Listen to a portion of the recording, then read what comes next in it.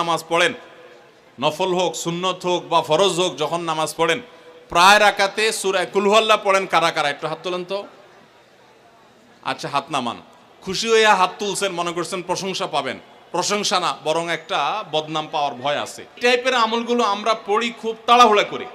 যেমন সুবহানাল্লাহ 33 বার, আলহামদুলিল্লাহ 33 বার, 5 ওয়াক্ত নামাজের পরে আল্লাহু আকবার আছে না নাই? এগুলো সাধারণত কিভাবে পড়ে মানুষ বলেন? আমরা তো সবাই এ রোগের রোগী। কিভাবে পড়ি আমরা বলেন? সুবহানাল্লাহ সুবহানাল্লাহ সুবহানাল্লাহ সুবহানাল্লাহ সুবহানাল্লাহ সুবহানাল্লাহ সুবহানাল্লাহ। আমি যদি এখন মেজো ভাইকে বলি, ভাই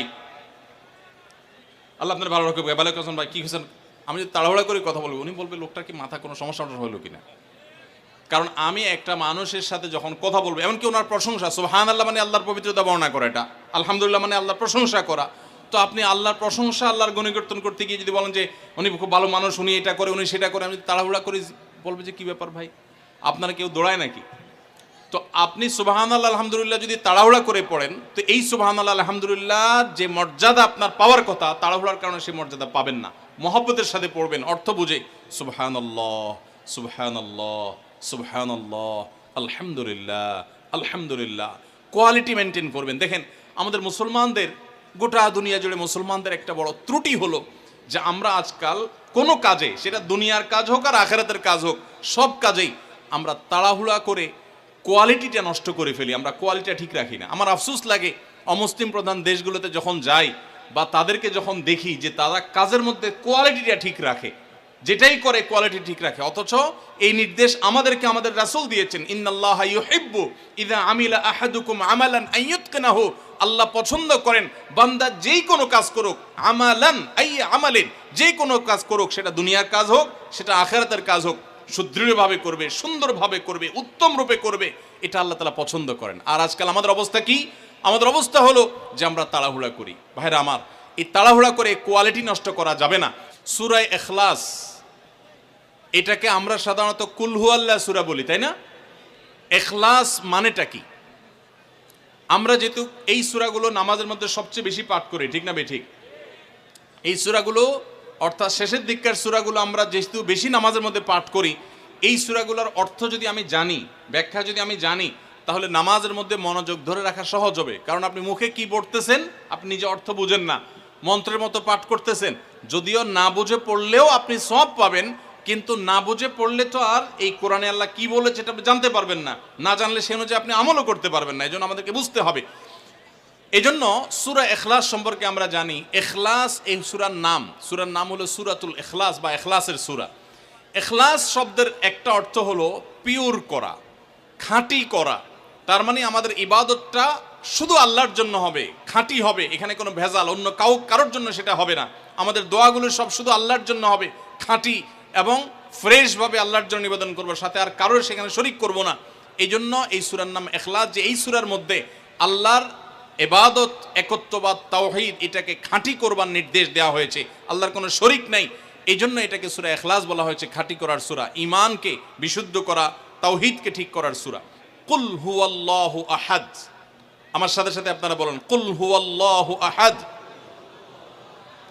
আল্লাহুস সামাদ, লাম ইয়ালিদ ওয়া লাম ইউলাদ ওয়া লাম ইয়াকুল লাহু কুফুয়ান আহাদ। কুল হুয়াল্লাহু আহাদের অর্থ হলো বলুন। কুল মানে বলুন। এই কুলটা বড় কাফের কুল। আমরা অনেকে কয় রস্যকার কুল ও কুল, বড়ই লিখতে যে কুল লিখি আমরা ওই রকম বলি। এই কাফটা ভেতর থেকে আসবে। কুল কুল কুল বললে তার অর্থ হবে বলো।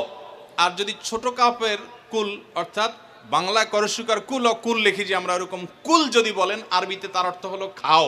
একটা হলো বলো, আরেকটা হলো খাও। অর্থের মধ্যে বেশ কম আছে না নাই? অনেক বেশ কম। কোথায় খাওয়া আর কোথায় বলা। এই জন্য এই কফটাকে একটু শুদ্ধ করার চেষ্টা করতে হবে। কুল ভিতর থেকে, কুল কুল হুয়াল্লাহু আহাদ। এর অর্থ কি? কুল মানে বলুন। আল্লাহ তাআলা তার রাসূলকে বলছেন, হে রাসূল, আপনার ভেতরে যে বিশ্বাস আছে তাওহীদের প্রতি, সেই বিশ্বাসকে প্রকাশ করে বলুন, হুয়াল্লাহু, হুয়া মানে তিনি, আল্লাহ মানে তো আল্লাহ। বলুন যে তিনি আল্লাহ, আহাদ মানে একক, অদ্বিতীয়, তার কোনো শরিক নাই, তার কোনো অংশীদার নাই, তিনি একক। বংশ পরিচয়ে তার থাকার প্রশ্নই ওঠে না। যিনি একক, যিনি অদ্বিতীয়, যার কোনো শরিক নাই এবং যার কোনো পার্টনার নাই, যার কোনো ফ্যামিলির সদস্য নাই, যিনি একক, তার বংশ পরিচয় জানতে চাওয়া এটা মূর্খতা এবং অজ্ঞানতা। এই জন্য আল্লাহ রাব্বুল আলামিন জানিয়েছেন, কুল হুয়াল্লাহু আহাদ, বলে দিন তিনি আল্লাহ যিনি একক, আল্লাহুস সামাদ, আল্লাহ হলেন সমাদ। সমাদ শব্দের অর্থ হলো যে তিনি হলেন সেই মহান সত্তা, সবাই যার কাছে মুখাপেক্ষী, তিনি কারোর কাছে মুখাপেক্ষী নন। সমাদ মানে হলো যিনি অমুখাপেক্ষী, যিনি কারোর মুখাপেক্ষী না। পৃথিবীর সকল সৃষ্টি তার মুখাপেক্ষী, তিনি কারো মুখাপেক্ষী না। যেহেতু তিনি কারোর মুখাপেক্ষী না, অতএব তার বাপেরও প্রয়োজন নাই, তার মায়েরও প্রয়োজন নাই, তার সন্তানের প্রয়োজন নাই, বন্ধুর প্রয়োজন নেই, তার কারোর কোনো প্রয়োজন নেই। সবার তাকে প্রয়োজন, কিন্তু তিনি কারোর কাছে মুখাপেক্ষী নন। আল্লাহুস সামাদ, লাম ইয়ালিদ ওয়া লাম ইউলাদ, যেহেতু তিনি কারো মুখাপেক্ষী নন, এজন্য তিনি কাউকে জন্ম দেননি। ওয়া লাম ইউলাদ, এবং তাকেও কেউ জন্ম দেয়নি। যেহেতু তিনি কোনো কারো মুখাপেক্ষী না, এজন্য তার বাপ মারও প্রয়োজন নাই। আমরা দুনিয়াতে আসার জন্য বাপ মার মুখাপেক্ষী, বাপ মা ছাড়া আসতে পারে না। যেহেতু আল্লাহ কারো মুখাপেক্ষী নন, এই জন্য তার কোনো জন্মদাতার প্রয়োজন হয়নি। ওয়া লাম ইউলাদ, এবং তিনি কাউকে জন্ম দেননি। কারণ আমাদের সন্তান সন্ততি জন্ম দিতে হয় আমাদের প্রয়োজনে, কারণ আমার বংশধারা ধরে রাখতে হবে, আমার নামটা ধরে রাখতে হবে, আমার সম্পদ রক্ষণাবেক্ষণ করতে হবে, বৃদ্ধকালে আমাকে দেখাশোনা করতে হবে। এইসব কারণে আমাদের সন্তানের প্রয়োজন হয়। আল্লাহ তাআলা যেহেতু মুখাপেক্ষী নন কোনো কিছুর প্রতি, এই জন্য তার কাউকে জন্ম দিয়ে তার বংশটিকে রাখারও প্রয়োজন নাই, আবার তাকে কেউ জন্ম দেওয়ারও প্রয়োজন নাই।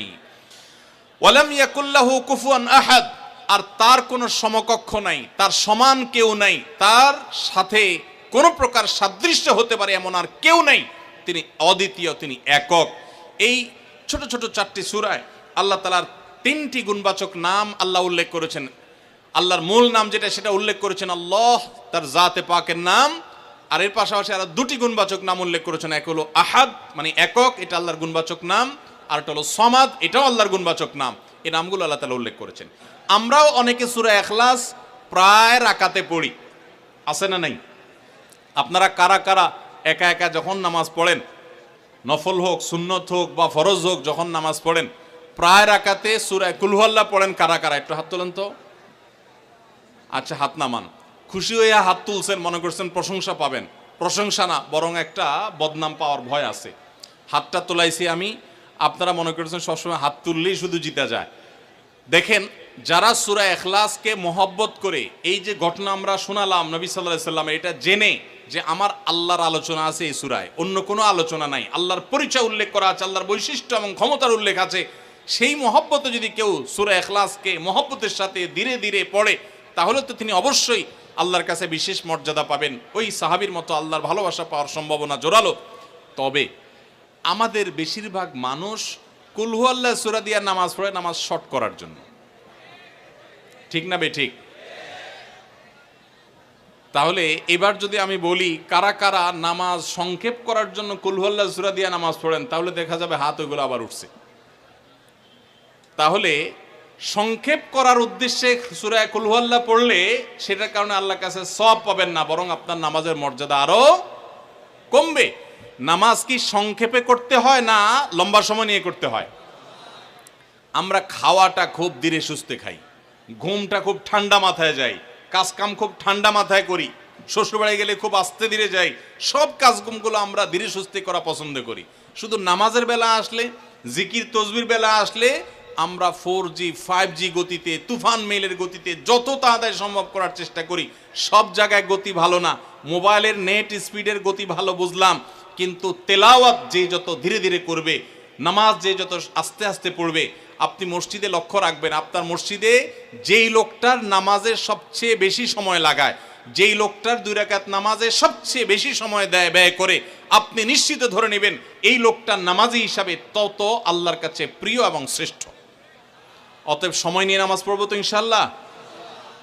আমাদের অনেকেরই তাড়াহুড়া করে নামাজ পড়ার স্বভাব আছে ভাইরা, ভালো না এটা। যাই হোক, তো সূরা ইখলাস আমরা এটাকে সংক্ষেপ করার জন্য পড়বো না, মহব্বত করার জন্য পড়বো আজ থেকে, ঠিক আছে তো ইনশাআল্লাহ।